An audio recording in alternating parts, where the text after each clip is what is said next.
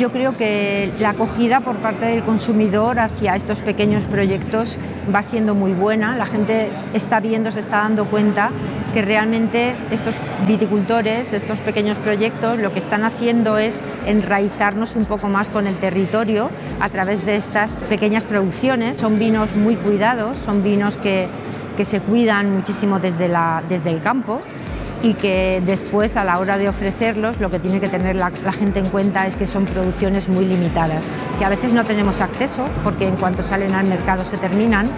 pero yo creo que están haciendo una grandísima labor en la zona, en la comarca, y a los que tenemos que estar muy agradecidos.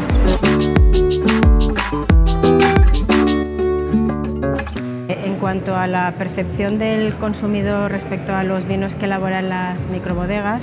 creo que ha evolucionado favorablemente desde hace unos años. Creo que inicialmente había más dudas por parte del consumidor porque pensaban que eran vinos que no tenían la calidad de los vinos de las grandes bodegas, pero creo que todas las microbodegas han hecho un trabajo extraordinario y están presentando al consumidor vinos singulares. Es un vino elaborado de forma artesanal.